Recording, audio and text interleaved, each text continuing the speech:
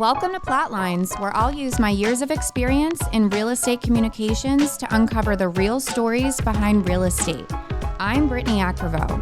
Join me as I invite guests to break down the headlines in the real estate market.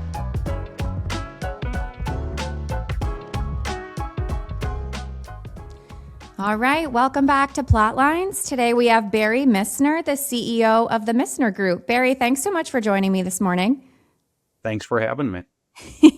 All right, well, let's go ahead and jump right in. Tell our guests a little bit about yourself, the Missner Group, how you got into industrial development. Let's start there. Okay, sounds good.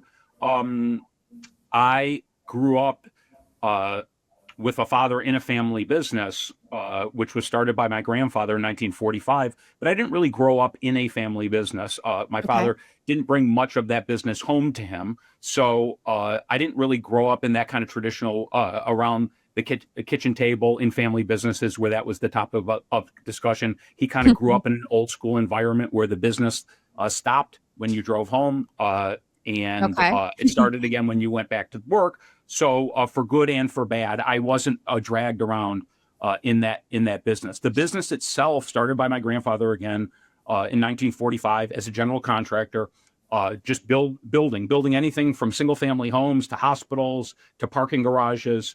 Was not a developer. My father went into the business probably in the 1960s. Started from the bottom on the construction side as a laborer, moved himself up. But once he kind of saw the development side, he was really intrigued by that and ultimately transitioned the company not only to be a general contractor, but to also kind of be a much, much smaller version of what we are today, which is a real estate development and investment company, along with property and asset management and other services and development services. And we're just a more grown-up version of what my dad kind of envisioned maybe in the early 1970s when he started developing. That's amazing. My role was I came into this business in the early 1990s, 1991. Okay. And I graduated college, wanted to get a job in real estate. I had a degree in what's called regional development, which was kind of economic development, so kind of real estate related. Okay. It was a terrible kind of real estate recession in the early 1990s. I couldn't find a job. I think my mom was tired of me not working and just going on interviews. Told my dad to hire me temporarily, started working for a property manager at Missner, and here I am, 34-ish years, 35 years later. Wow, amazing. And what a legacy for the company. Congratulations. Well, I'm not so sure about that, but thank you. Thank you. I guess 35 years is something in and of itself. Yeah, a really long time. All right, awesome. Well, as you know, the podcast is all about breaking down headlines in different real estate sectors. So excited to talk about industrial here with you today. We're starting to see some of the headlines sort of shift to talk about that there's this sort of rebalance in the industrial sector. What are your thoughts on that? What are you seeing in the space? What are you thinking heading into 2026? If you have to keep in mind that we're kind of very localized, so it's hard for me kind of just to purely speak on kind of macro trends. Those we kind of rely on those bigger companies to kind of give us those macro trends. We can kind of tell you what we see, on the street and how the headlines may agree or disagree. I don't pay that close of attention to kind of the broader headlines of general real estate because it really doesn't apply. You have to really dig into what markets are we talking about and what segments are we talking about. Commercial real estate is a big pie cut up into a lot of pieces, and there's not a lot of similarities between office investing and industrial development other than industrial developers want to tear down office buildings. So it's hard to kind of look at those things overall. What we're seeing is the leasing market was not strong over the last 12 months in the locations that we play in, which are mostly infill locations. We've done some leasing, but we would not call that robust. What we're also seeing is still growing rents in those markets despite exceptional leasing activity because the cost of reproducing those developments is continuing to go up. Land prices, construction pricing, those things are still going up. Interest rate costs that went up, they're coming down, but those resulted in higher development costs. We're seeing availability of bank debt that didn't exist maybe. Well, it existed at much lesser levels even 6 or 9 months ago. So we kind Okay. of see the debt markets for us as speculative developers, investors, refis of loans. That market has fully opened back up in our eyes, and I think Okay. others would say that. We're seeing that also on the macro trends. We're seeing equity for our investments still being very cautious Okay. in terms of what they're willing to put their money in. We see that most of that money is all chasing deals with similar profiles. So if Hmm. you are selling something with that profile or buying something with that profile, you're going to see a ton of competition. Hmm. If your real estate that you're selling is one deviation over from that, the discount is much greater than it used to be. It's not Okay. just a little bit off; it becomes a lot off. So either your pricing gets hurt badly, and or the buying pool becomes very dry. So Okay. those are the kind of things that we're seeing in real time. We sold something where we were the benefactor Hmm. of checking the boxes. We were the non-seller of assets that didn't check all the boxes and will end up probably living to fight another day. So those are things that we're seeing. What we're trying to do right now is we're trying to build a development pipeline with Okay. the idea that capital will be back for us by the time our pipeline matures for investment.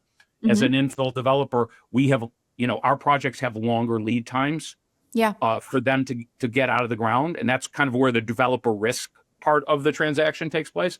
And so we feel as though if we build that by the time they had been, I'll use de-risk, which, kind of real estate lingo. Yeah. Once they're de-risked enough where institutions can invest in that, our thesis is that the noose on that capital will have continued to loosen. Okay. So that's kind of our thesis. Whether Mhm. that plays out, we don't know. We think it's better than it was 4 or 5 months ago, and hopefully it'll be better in 4 or 5 months than it is today. Okay. All right. So Thanks. that's That's kind really, of yeah. maybe not how I see the headlines, but how I just see it through the lens that we see it through. Yeah, that's perfect. That's exactly what I wanted was your take, boots on the ground. All right. Well, so your firm has this incredible 80-year legacy in the Midwest. Tell me a little bit about how you balance your company's tradition with sort of the modern demands in industrial development. I looked at that question. I thought that's a deep question. I kind of Hard I one to kind of answer. think that if you don't evolve, you're going to Yeah, die as a company. So I sure. look at we're here in Chicago, Yeah, Sears, Montgomery Wards, uh, Zenith, companies that were enormous companies that didn't really evolve with markets, and they ended up dying. I realize those are extreme examples, but I think that we're small and flexible, and we're moving kind of with the trends in industrial that we yeah, see. We're more focused on industrial than we ever have been, so we okay, continue to get better at our craft. yeah. Uh, but as a pure kind of philosophy to make sure that like there's the survival kit for the fourth generation, no. But I think we've erred on making sure that we're not stuck in some old way of thinking, Sure. and that we're always kind of reinventing ourselves, I guess. Yeah, you have to. Yeah. Why are you so bullish on industrial, Barry? Why am I so bullish on industrial? I think Chicago is one of the largest markets in the United States, in the world. I think the largest inland market, non-port market, seaport market in the United States. So there's a great deal of opportunity here. There's a great deal of need. It doesn't mean it doesn't come without challenges Sure. in Chicago and the surrounding areas, but we don't think that need is going away. We're not a huge company. We're 30-ish employees, construction and real estate. Okay. So we don't need to have a full-blown national platform. We don't have to do 50 transactions a year for us to justify our existence. So uh, I like both the market, having longevity and generally being an optimist, despite ups and downs in the market, Yeah. and in the sheer gravity of the market relative to our size Sure. allows us to not have to feel as though we're in a small market and a good deal comes up and we have to own that, because the opportunity to buy something like that or develop something like that won't exist in another year. That's just not the case here. Opportunities are always crossing our desk. And so that, coupled with the fact that I think there's been, a big tightening of institutional capital, interest rates Yeah. going up, these kind of shocks usually end up with opportunities coming out where people look back and go, gosh, I wish I would have bought that, or I wish I would have had the capital to do that. So the struggle is usually worth it if you can get Yeah. through and capitalize projects when the market's a little choppy. You mentioned some trends that you're watching closely in industrial development. Do you feel that demand is still outpacing supply? We're always talking on this show about demand, supply, and all of the different real estate sectors. Tell me what you're thinking about that right now. It's really a tough question because it's complicated. I think that when I said earlier in this interview that we're still seeing rents grow in certain areas despite the space not being leased. Now, in what scenario? When you can't sell your home for 6 months, usually the idea to get it sold is not to raise the price of the home. That usually doesn't result in the home selling. So it's a tough question to answer because when the tenants do show up in certain locations, the landlord seems to have pricing power due to some lack of competition and the inability to get buildings built in certain submarkets because of either lack of land or people not wanting warehouses in their communities any longer, et cetera. So really long answer. I don't think I think there's a thesis right now that we believe that is inevitable to occur because you can't snap your fingers and create supply. The demand seems to be slowly coming back. So everyone is looking at the amount of deliveries that are being done that's way off of the high, okay? And only needing a marginal uptick in demand to really cause what you're asking me, is that occurring? So I don't know if it's occurring yet, but we all kind of believe that it will occur. And so, and it probably is occurring maybe granularly here and there, maybe just not everywhere yet. So really long answer to a pretty simple yes or no question. No, it's good. All right. And I know that you're really focusing in on industrial, though it sounds like the Missner Group has had its hand in a lot of different sectors. But what shifts are you seeing in what tenants, users are looking for out of a space today? Oh, if I had to say the biggest thing we've seen is probably power. Okay. Is putting the data center demand aside, that not affecting really what we're talking about now, but speculative buildings that ultimately need more power because of your tenant base. So we experienced this in the city. We built a spec building, kind of spec powered it, whatever, I'm using air quotes here, spec powered it. And that spec power was not enough.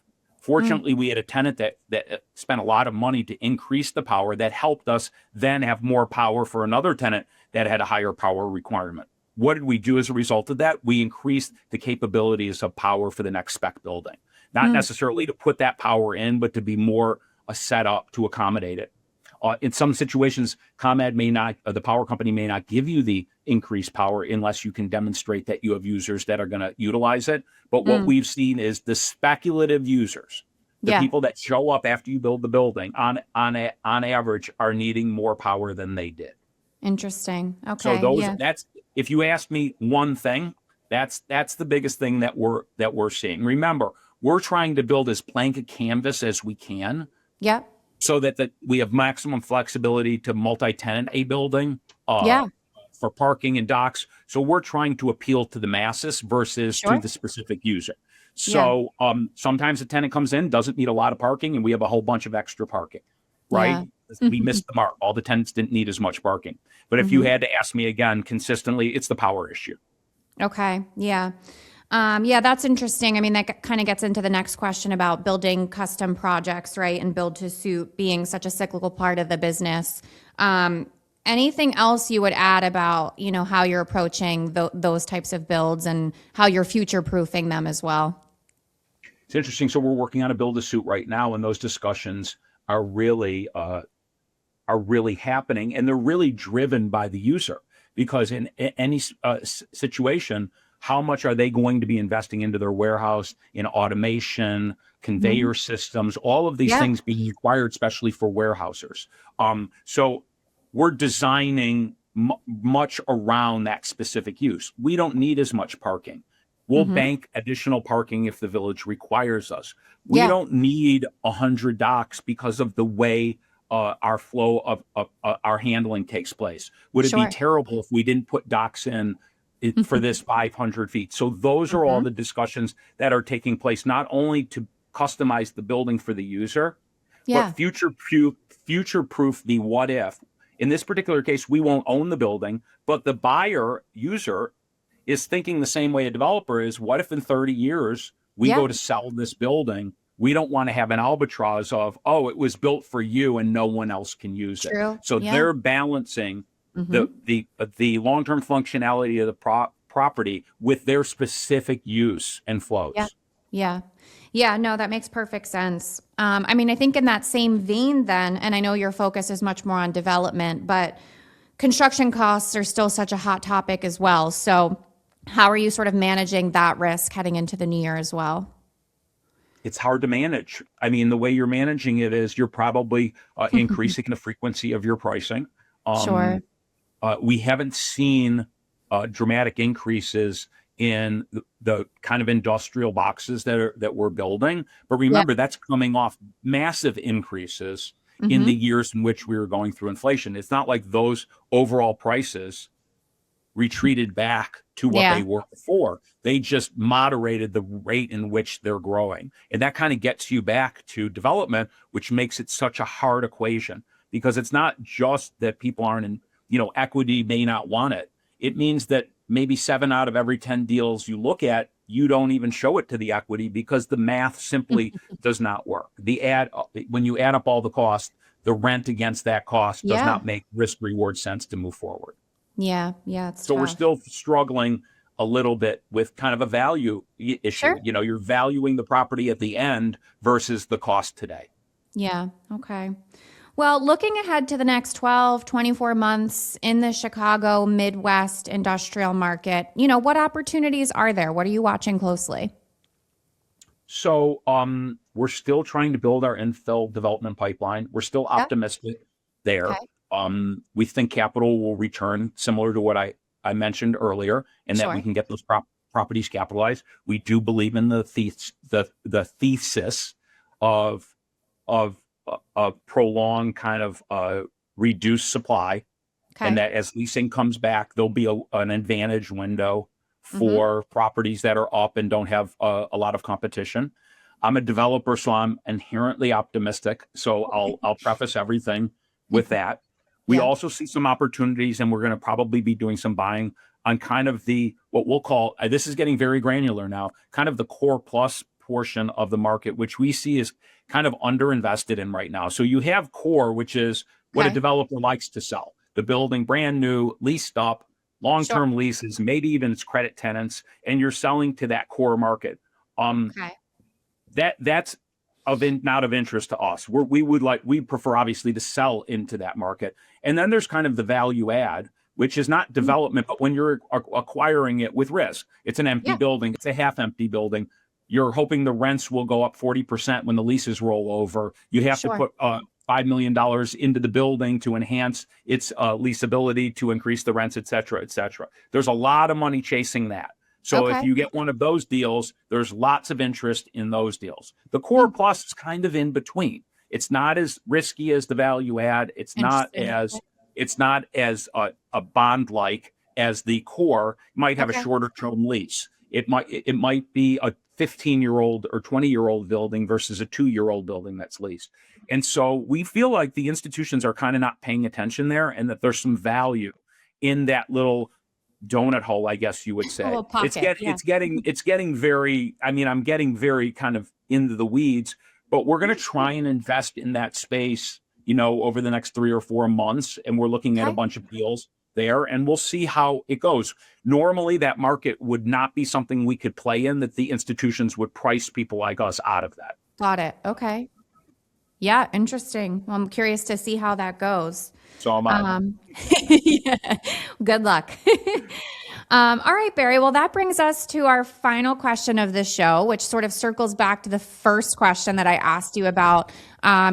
What is your take on headlines and things that you're seeing in the space? So, if you had the opportunity to write what you'd like to see make headlines, it could be even for Chicago and the Midwest industrial space. What would you like to see out there? Well, if I was being catchy and this was like a Biz Now and they asked me this is a true headline, it would be something like, despite fundamentals, capital still resistant on industrial investing. What are they waiting for? Question mark. So I like maybe it. There's your headline.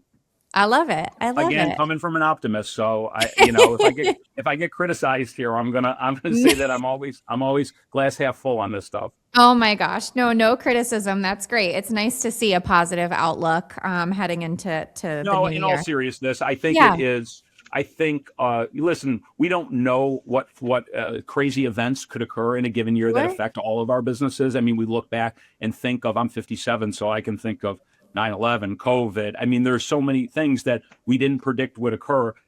Yeah. So obviously, notwithstanding that, we're going through this AI super cycle of spending. Yes. How is everyone's world going to be affected like that in the next few years or even in the next 12 months? I'm not a futurist, but I'm liking what I'm seeing from the seat we're sitting in right now. Okay. Well, I'll take it. That sounds good to me. Okay. Sounds good. All right. Well, thanks, Barry. Appreciate your time today. Appreciate you having me again. This podcast is a production of Gregory. If you enjoyed our discussion, please subscribe wherever you get your podcasts